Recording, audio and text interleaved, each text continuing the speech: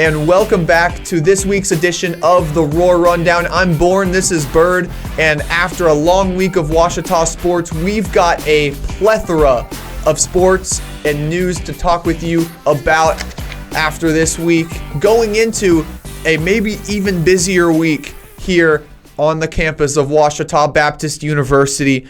But first, we're going to start on the turf, talking about football.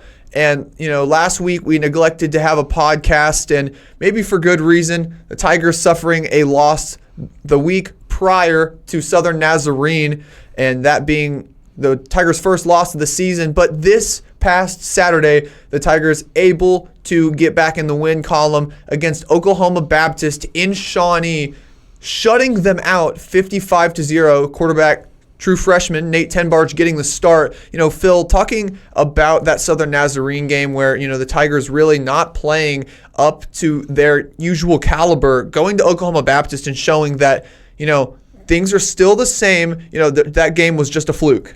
Absolutely, and I think if you look at Coach Knight and the way that this team prepared for this game, they were out for blood. They were out for revenge. Even that game against SNU caught everyone by surprise, but they really sat back. They got ready for a tough game, and they really bounced back very well, giving Oklahoma Baptist their first shutout at Shawnee this season, a really, really impressive 55-0 victory.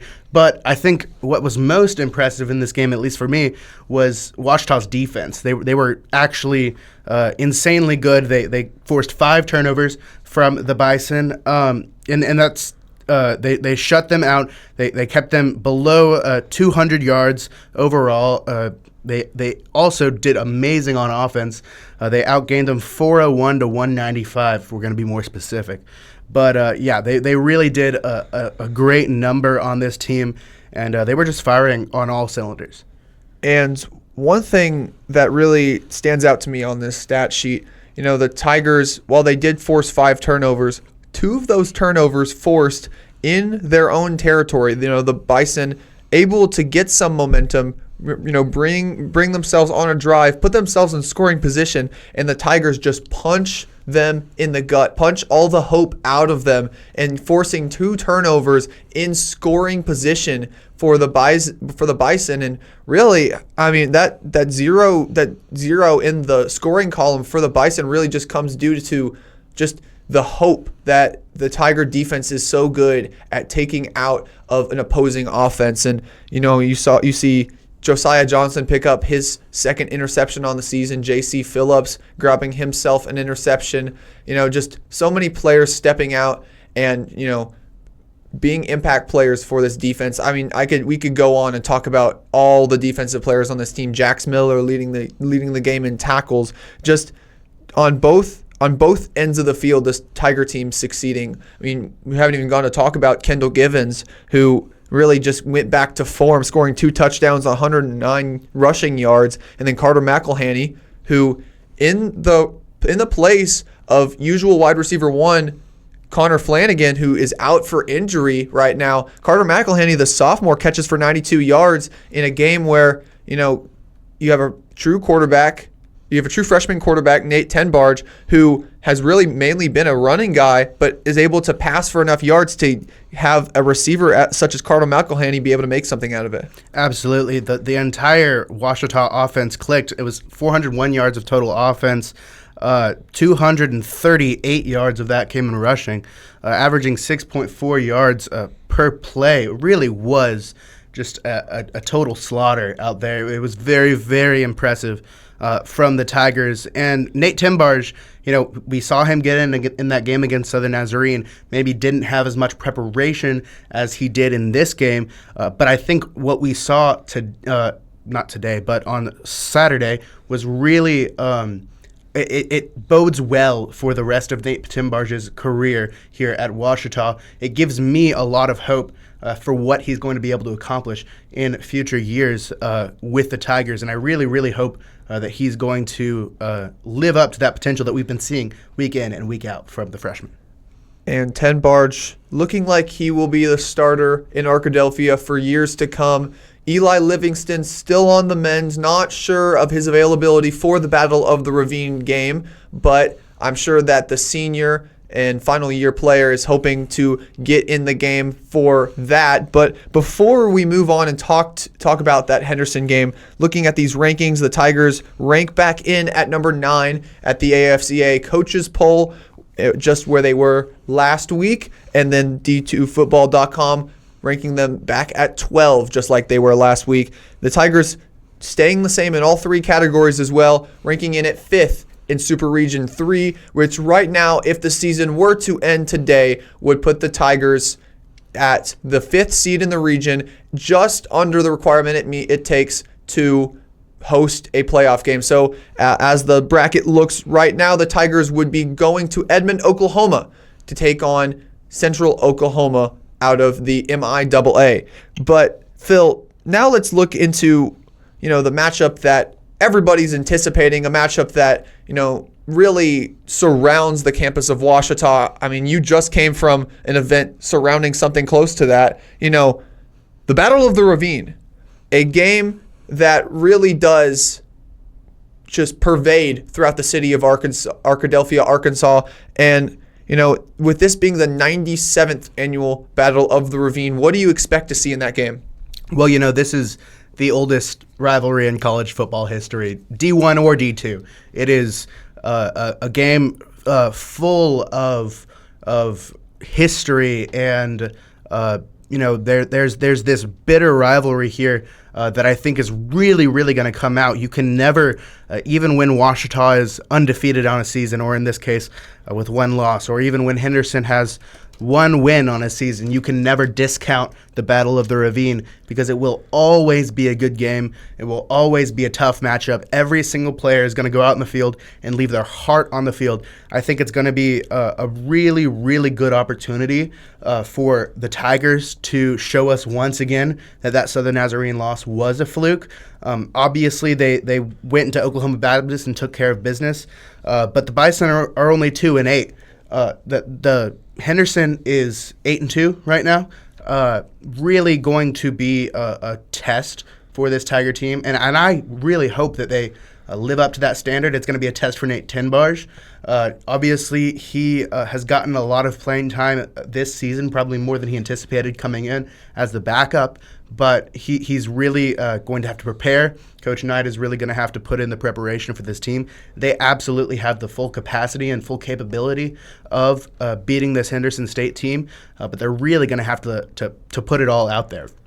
And going forward, Nate Tenbarge at the moment looks to be the starter for the Tigers, but you never know with Eli Livingston, his availability. That going into that Harding game, they sat him the week before that, and then they sat him the week after the Harding game in that Arkansas Tech win. But then he did play for senior night against Southern Nazarene, and so we will see if star quarterback Eli Livingston gets his time on the field for that one. And I'm sure he's working towards wanting to do that. But as you said, all we can really do right now is assume that Tenbarge will be in that position.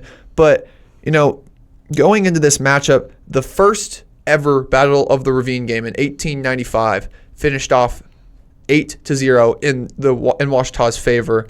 And, I just don't feel like it's going to be that way this year.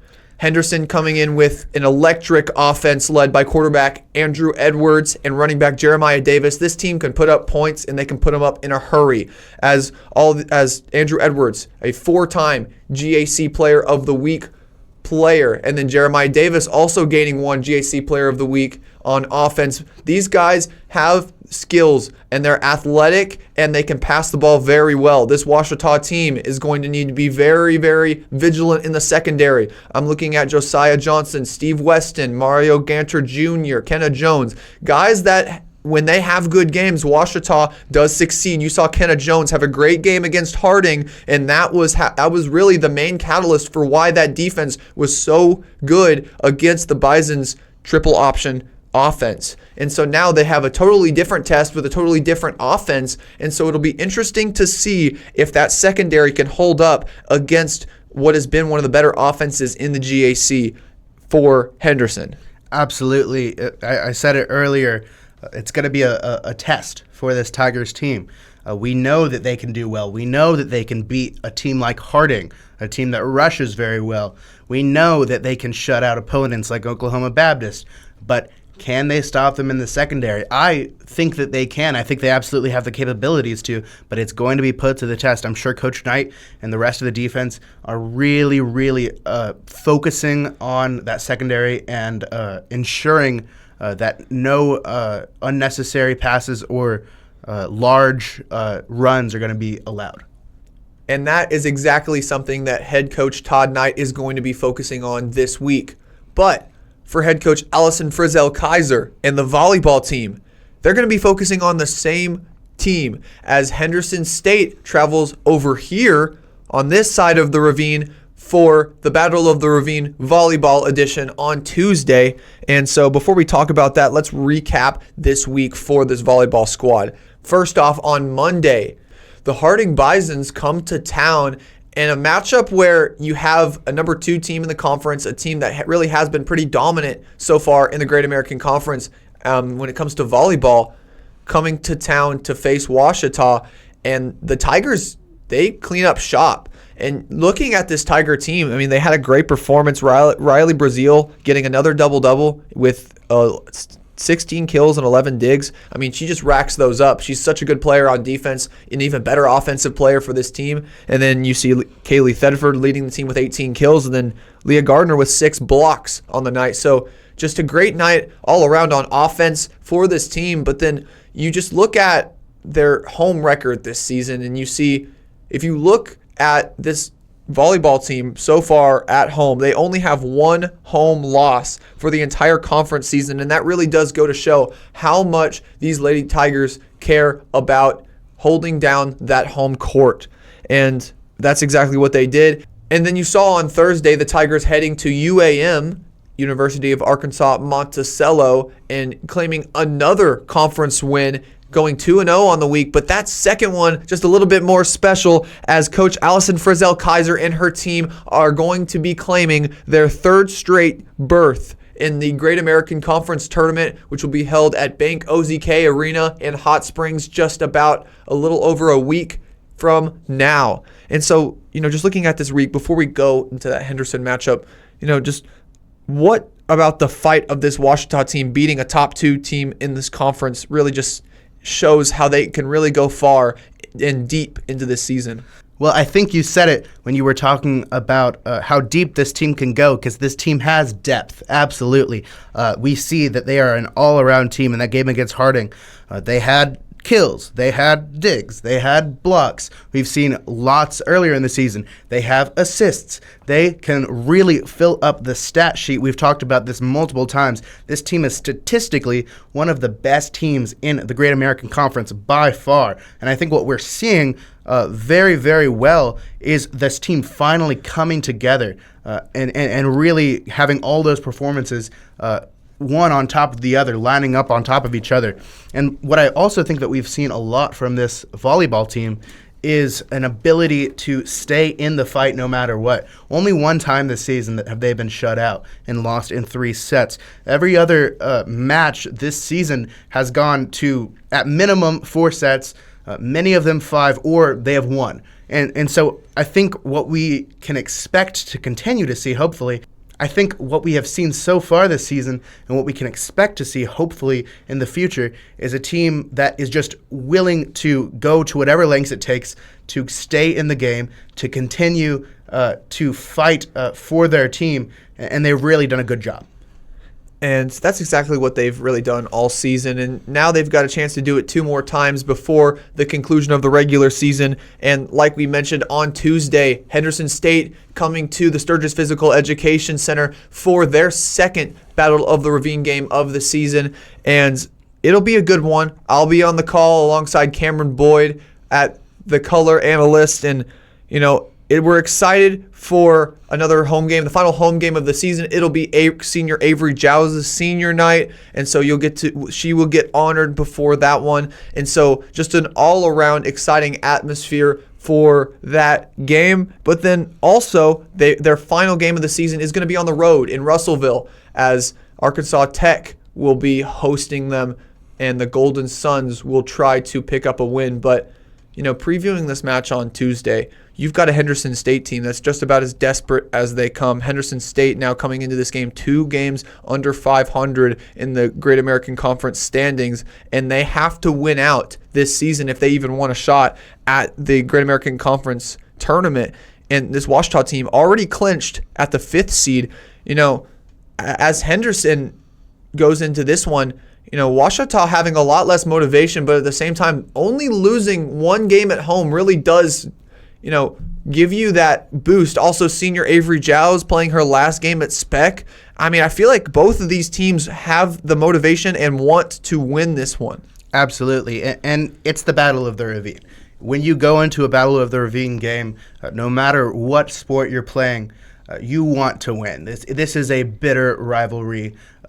These schools are less than 4,000 feet away from each other.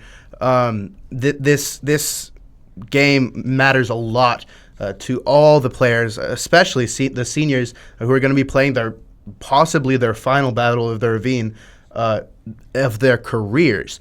So I really think going into this game, Henderson took the first matchup across the Ravine. So this really is a chance for the Tigers to get retribution. It's a chance for the Tigers to prove why they only have 1 loss at home, to prove why they deserve that 5th spot in the GAC conference. And I think also, just quite honestly, it would feel really good for these Tigers to be able to knock out Henderson. I think that would be the ultimate retribution for this volleyball team that has done so well and come so close so many times this season.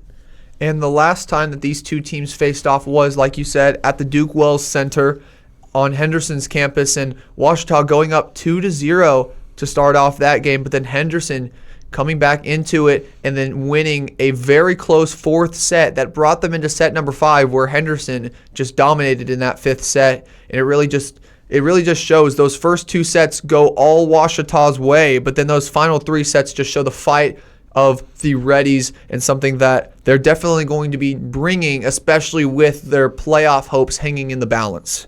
But now moving over to the pitch to talk about women's soccer. First off, before we talk about any breaking news, we'll talk about that Harding matchup on Wednesday. Lady Tigers come into this week with their playoff hopes, well, not their playoff hopes, but their hopes of hosting and gaining the overall number 1 seed in the conference diminishing, as going into this week, Harding with a very stark lead over the Lady Tigers, and they have very few opportunities to be able to gain that back. Lady Tigers, all they needed to do on Wednesday was take that win over Harding, and that's exactly what they did, Phil. Absolutely. They were going into half down 1-0. They had to win in order to have even a chance at getting home field advantage in those GAC playoffs. That it wasn't guaranteed, but they needed to win to even have a chance. And we see in the first 10 minutes of the second half, Hattie Gardner, the sophomore, scores a gorgeous goal, and then Allison Reese right behind her scores a gorgeous goal as well. And all of a sudden, in the 55th minute, the Tigers are up 2-1 now after being down 1-0, and things are looking so much better for the Tigers. I think throughout that entire game, we just see just how much the Tigers want to host this game. The game against Harding really demonstrating how good this team is, and just how good these young players on this team is as well. Redshirt freshman Taylor Hapgood, she has not gotten a lot of playing time yet this season. It was just her 3rd start of the season, the first 2 coming in non-conference play. But she had an astounding 8 saves. She only allowed 1 goal through. She really showed just how great this team will hopefully be in the future. Coach Kevin Wright really has a lot to look forward to for this Tigers team. And then looking forward from that Harding game just a couple hours ago, anyone who tuned in to the Northwestern Oklahoma State broadcast witnessed the Lady Tigers take their win over the Lady Raiders in Alva, Oklahoma. And, going into Monday, which is the day that this is being filmed, the GAC tournament race was all up in the air. Both Harding and Ouachita playing games that had both been rained out prior but had been rescheduled to today just to see who would gain that number 1 seed. And Harding coming in with just 1 point of an advantage over Ouachita. 3 points is a win, 1 point for a tie. And so Ouachita today had to win, and then they had to hope for a Harding tie or a Harding loss, and that's exactly what happened. Ouachita taking that win 3-0, two goals by Tegan Yowzy, and then a final goal by Allison Reese, just showing the sophomore offensive talent again.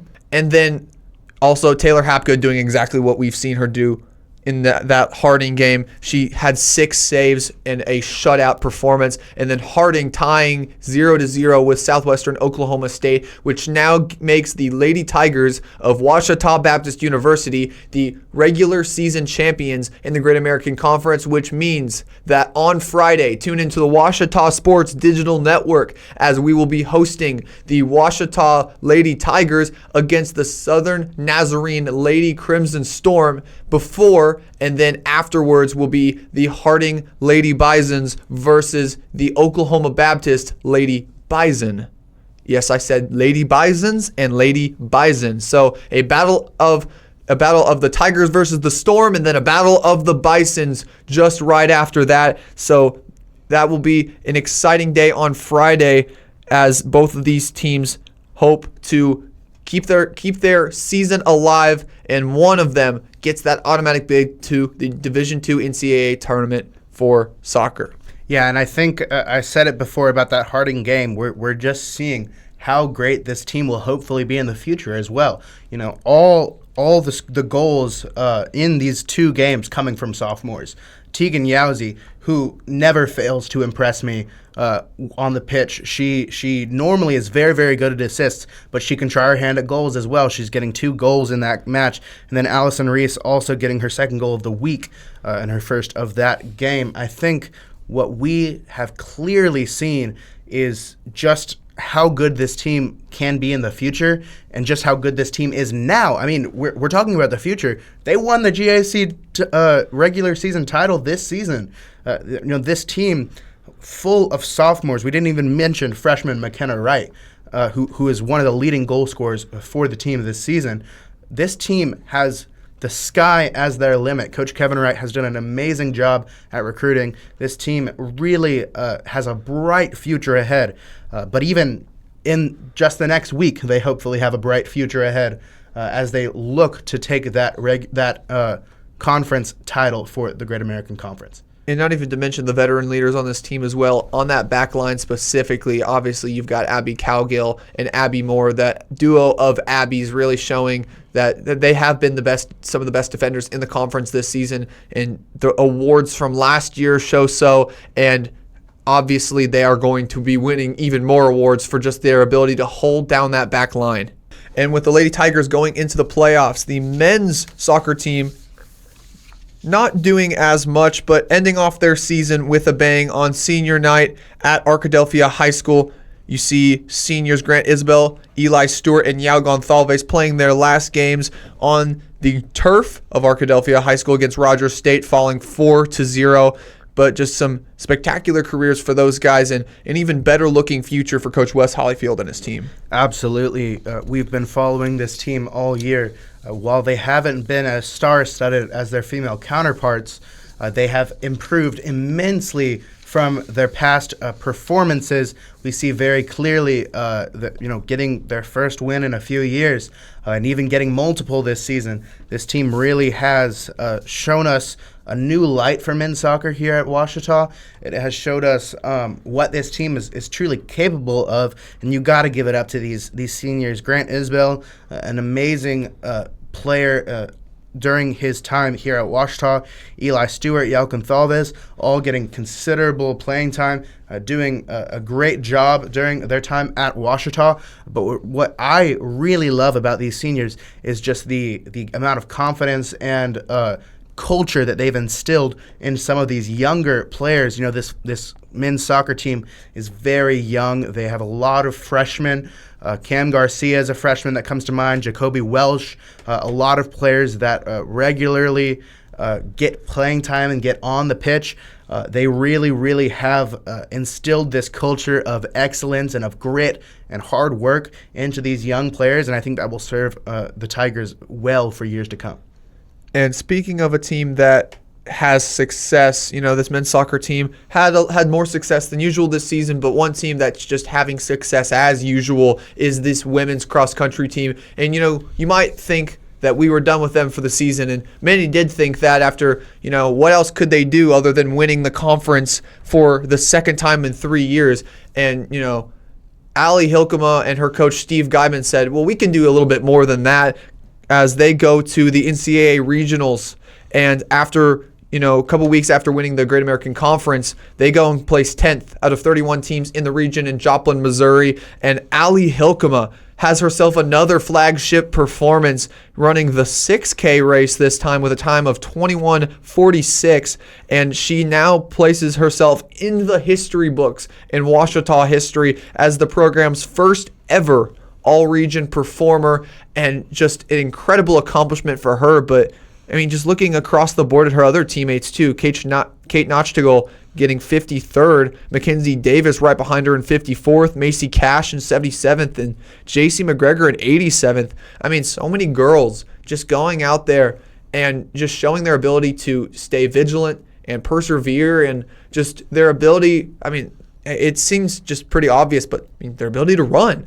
Coach Steve Guyman really has taken this program from absolutely nothing, just out from scratch, and built it into a successful program in just a couple short years. And behind him and just the success of the girls that he's recruited, this team has just improved every year. You saw that 2 years ago in the GAC winning first. Last year, not doing as well at the GAC, but doing a little bit better at regionals. And then this year, this Lady Tigers team steps up onto the track, or just the tracks that they run on, and having their best season in program history. Just a great performance for them, and just congratulations to Coach Steve Guyman and his girls for doing that. Absolutely. Like you said, the best finish at regionals in program history. They finished 10th place. That's the highest in program history last season. As you said, they did fairly well at regionals. They finished 15th. That's a 5-spot gain. This is a young program. This is a newer program, as you said. Coach Steve Guyman taking over that program and building it from scratch.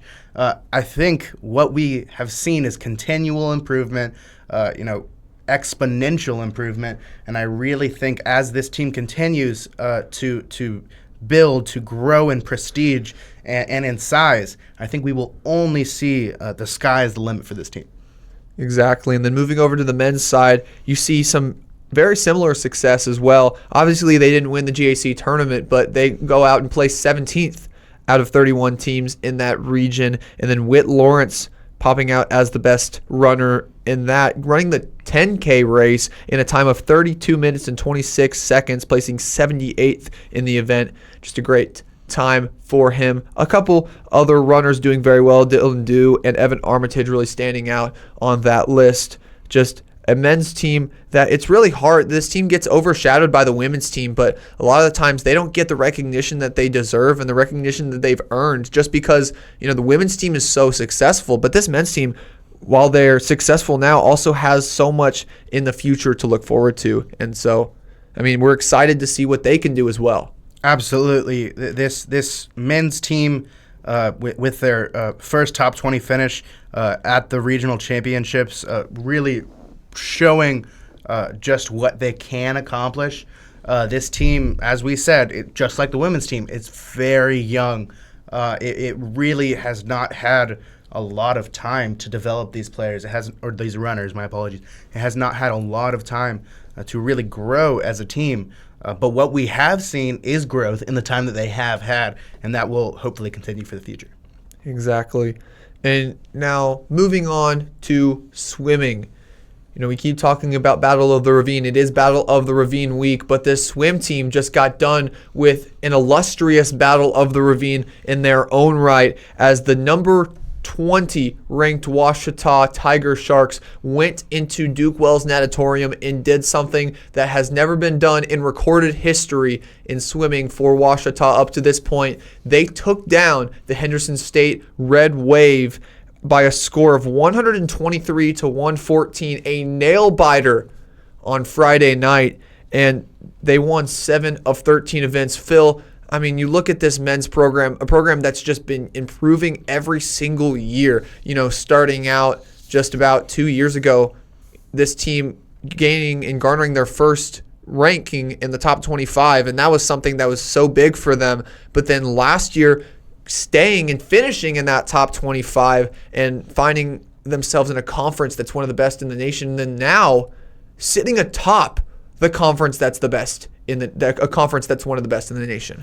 Yeah, and I think, as you said, only 2 years ago earning their first ranking in the top 25. Henderson State, though, has had a longer tradition of earning fairly high rankings in Division II. And so what I think that we've seen is this Ouachita team really has reached new heights that they have not reached before. And they have 3 ranked wins this season. Number 22, Delta State. Number 13, Oklahoma Christian. And now number 12, Henderson State. They really have done a wonderful job at taking down some of the most tough and intense competition that the D2 level has to offer. And we've seen them just take it down with wholeheartedly. They really have just done an amazing job.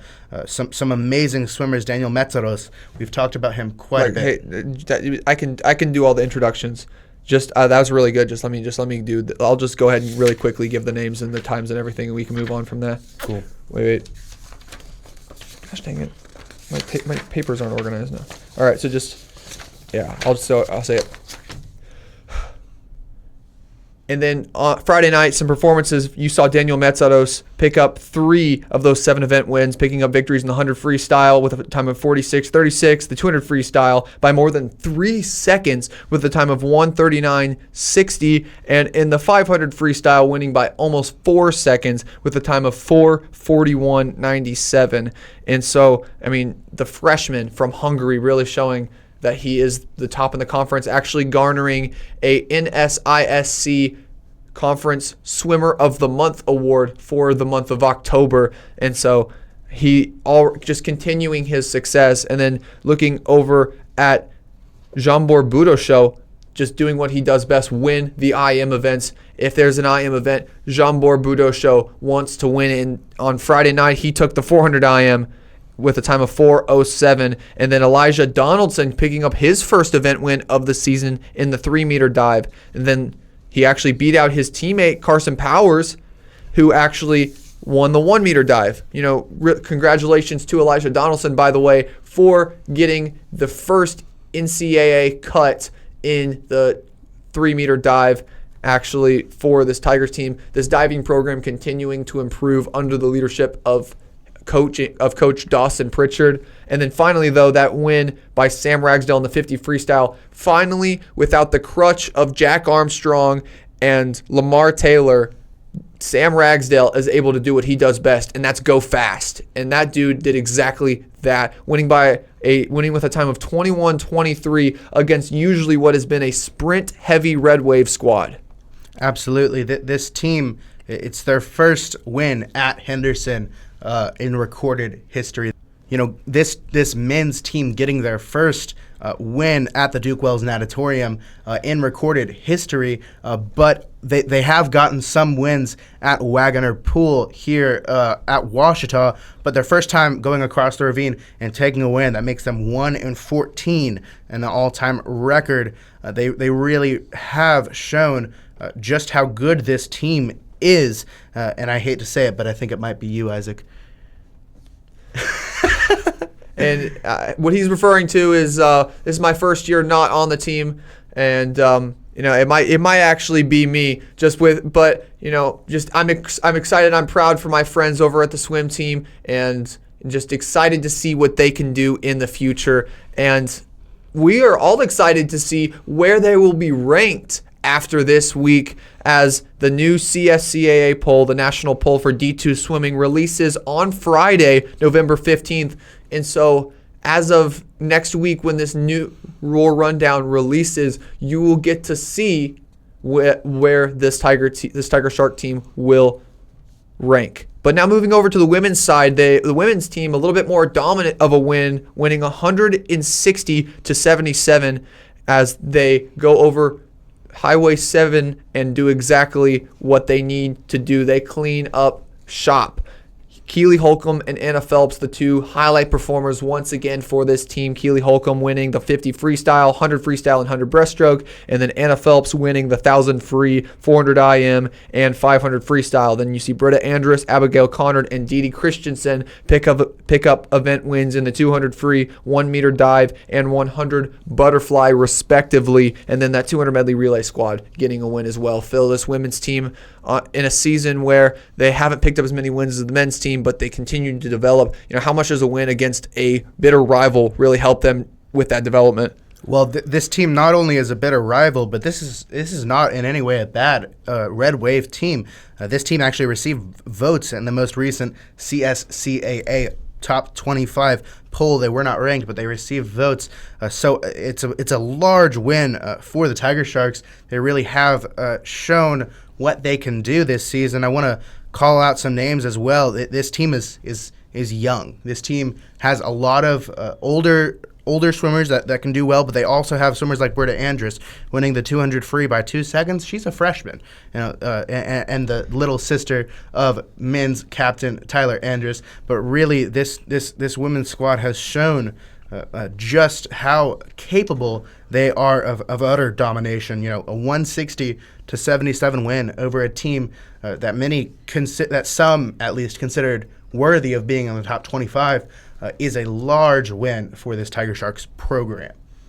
And these Tiger Sharks not done at all in the season, as they will take their newly garnered ranking that comes out on Friday into the next meet, which this time is an invite at Delta State for the Turkey Invitational. Right before Thanksgiving break, this team heads to Cleveland, Mississippi, as they will take on the Delta State Statesmen, along with a plethora of other schools in that regard. But now moving on we're jumping out of the pool and onto my favorite place to be, the basketball court, as we talk about this men's basketball team getting their first action of the season on Friday and Saturday night in the GAC MIAA Conference Challenge. And talking about that first game against Rogers State, you saw some rust for this Tigers team.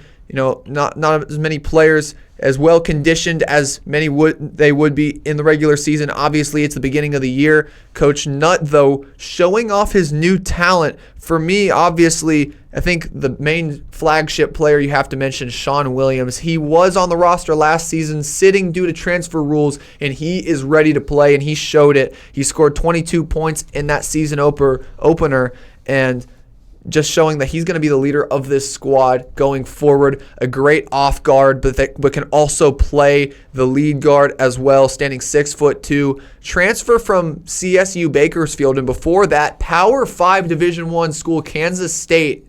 A talented player and very athletic, and really does not look affected whatsoever by past injuries. Yeah, Sean Williams just demonstrating why he was a Power 5 player, why he had the capacity to play at a school like Kansas State. Obviously, he came to D2. Injuries had hurt his career in the past, but he is showing that he is still the same Sean Williams that starred at Kansas State. The team, it wasn't the result that might have wanted, but this is still non-conference action. This is still action that they're using to shake off that rust. If they're going to have a loss like this, I'd much rather them have this to a team like Rogers State in non-conference play outside of the regular season. I think that's something that I would prefer to see from this Tigers team. They actually did fairly well in the second half. They outscored the Hillcats in the second half. That first half performance dragged them down a little bit. But this team doing a very good job at Little Rock Christian Academy against the Rogers State squad. And the Hillcats actually coming into that matchup sitting at 3-0 on the season. And so the Tigers, in their first game of the year, having to face a team that's really played 3 games against each other and won all 3. And so, just being able to compete, that first half a little rough for the Tigers, but then that second half really coming back. They are actually down by over 20 at one point and then actually bringing it to within 10, but that 15-point loss really doesn't go to show the effort that this team put in to come back in that second half, and it really shows. And, Phil and I both were at that game, and Phil actually had some time to sit down and talk with Coach Dennis Nutt after that game, and so here's that interview. All right, I'm here with Coach Nutt after the game against Rogers State. Coach, a little bit of a different energy in that second half, a lot more scoring. What did you say to your team in the locker room during halftime to kind of get them pumped up? Well, we played like it was the first game for us, and it obviously was. It's their 4th game, so they were a little bit more mature.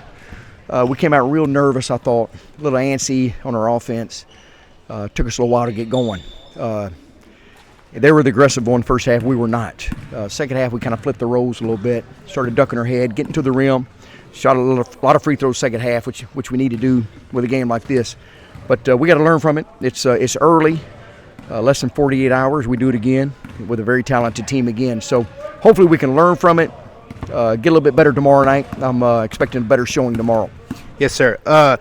With the points in the paint, a little bit of a disadvantage there in the paint. Talk a little bit about that and about how your team can improve there. Well, we allowed a lot of back doors, number one. We got sloppy with that part of it. They got 2 dominant players inside. Hamilton is really good with his left hand down there, and the big kid Fry. They kind of made us pay. And you can't win games if they're going to score that many points in the paint. I think I looked at it 42, I guess. That's going to be hard to overcome that. So learn from it, get a little bit better, a little tougher down low. We got the bodies to do it. Just got to kind of figure it out, get them checked up, and get them out. Yes, sir. And then finally, Sean Williams. It's his first game in a few seasons. A very, very tough player transferring from D1. How did you feel about that gameplay today?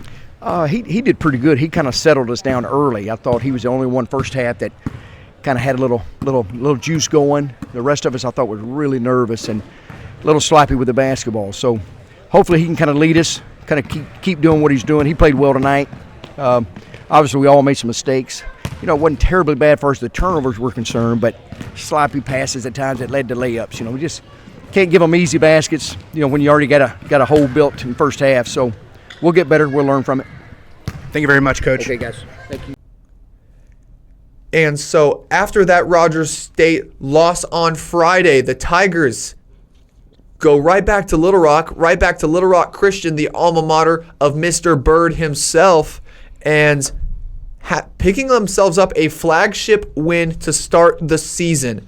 And something that this Tiger team didn't do last year. They went into this GAC MIAA challenge actually going 0-2, but this year getting a win against a talented Arkansas Fort Smith squad, winning 81-76, but that really doesn't go to show the effort this Tiger team put forward, actually jumping out to a 17-point lead in that first half off of some incredible just fast break offense. Looking at Hobart Grayson, he was really the driver of that first half run and brought this Tiger team to bigger heights. But just talking about weaknesses in this game, one thing we'll move on really quick after this, but one thing this Tiger team had showed in this game, one reason they couldn't put the Lions away, that 61-33 turnover disparity, something that Coach Dennis Nutt I'm sure is working on at practice as we speak. Hobart Grayson being one of the better rebounders in this conference, but he's a 6'6" forward, and so a lot of the times the size of other teams able to overpower them, and so this Tiger team having to go into this next matchup, I'm sure they're going to be focusing on that rebounding, especially in a game where, if you get out-rebounded 61-33, there's rarely an opportunity where you do win those games. Just a pure statistical anomaly there. Yeah, and I think what we've seen from the Tigers is what we have to see from a team that loves playing small ball the way Dennis Nutt loves playing small ball. Obviously, they had a bit of a rebound disparity. As you said, it was 61-33 in favor. of the Lions, but they did very, very well off turnovers. They scored 18 points off turnovers. They had 3 players in double digits, Sean Williams, Hobart Grayson, and then MJ Leslie as well. They were very efficient. Sean Williams with 54% shooting from the field and 50% from 3. That's where the Tigers are going to make their money here, is from the 3-point range. Once this team gets going, once they get shooting, once they make their shots, they really are a force to be reckoned with.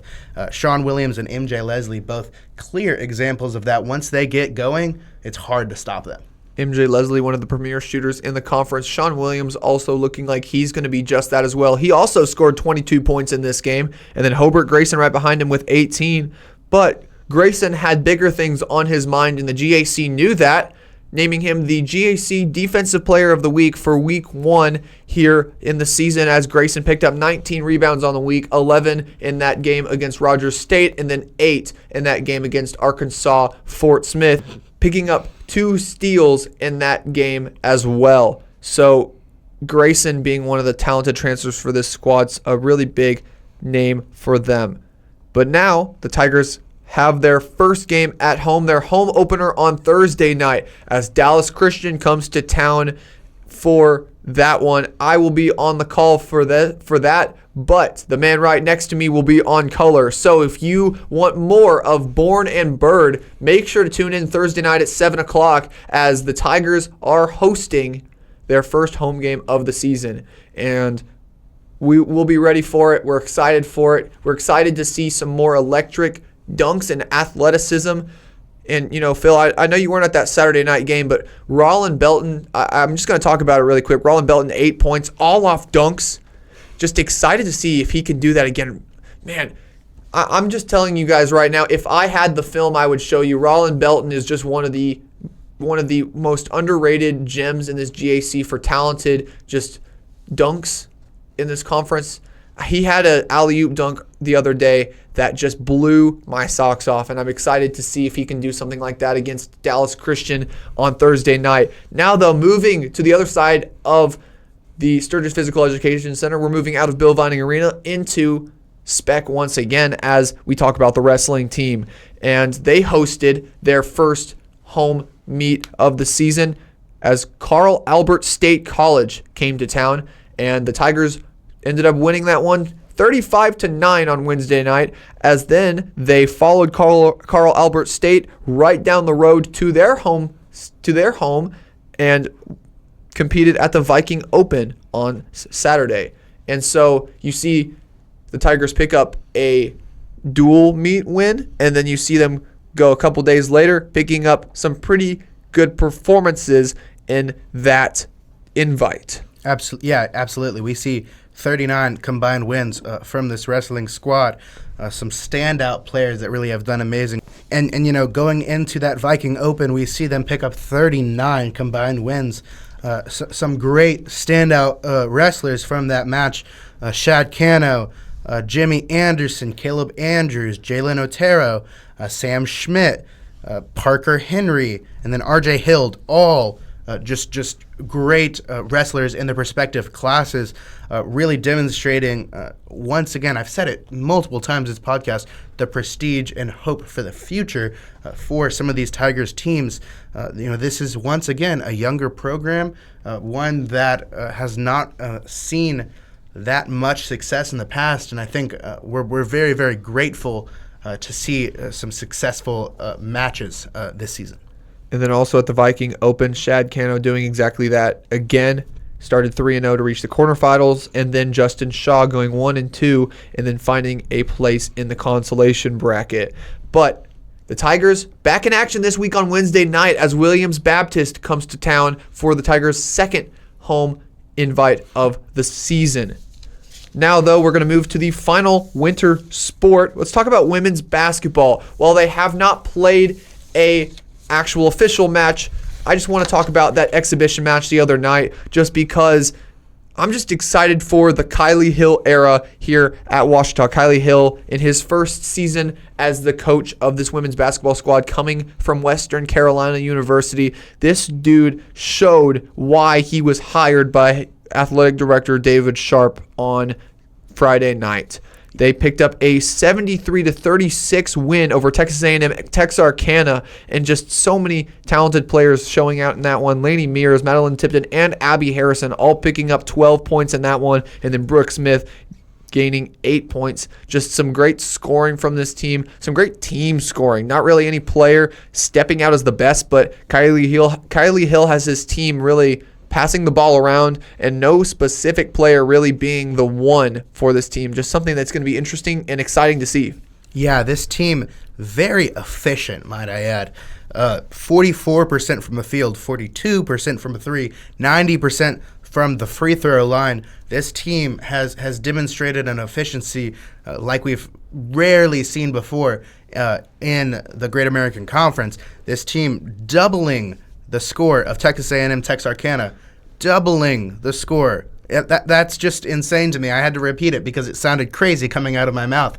They truly were efficient. They took care of business. You know, they were up by 10 midway through the first period. They led by 14, but with 1:31 remaining in that first quarter.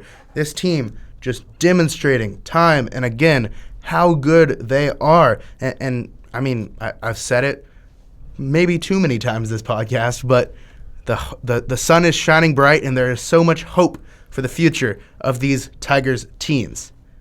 Exactly, and there is some hope shining bright for these girls on this women's basketball team as they have their first official home game of the season this week, as Champion Christian comes to town on Wednesday night, as the Lady Tigers will tip off at 6 p.m. here on the Ouachita Sports Digital Network. But now, before we sign off, Phil, a little bit of a review for the Ouachita Sports Digital Network broadcast this week. First, let's go on Tuesday. For those watching on Tuesday at 6 p.m., Battle of the Ravine matchup against Henderson State. I'll be on the call. Cameron Boyd will be on color. On Wednesday night, like we just said, Champion Christian comes to town women's basketball. I'll be on the call, and then Grant Johnson will be on color. On Thursday night, it'll be the boys in B as we will be commentating for the Dallas Christian matchup with men's basketball. And then on Friday, not only hosting Ouachita versus Southern Nazarene at Cluck Field, but also Oklahoma Baptist versus Harding. And so that will be all on the Ouachita Sports Digital Network. Then on Saturday, you can go be a fan for a day. Battle of the Ravine. And that will be an exciting one over at Carpenter Haygood Stadium. So for anyone in the area who loves themselves some good football between two teams that just don't really like each other, there you go. That's a good matchup right there to watch.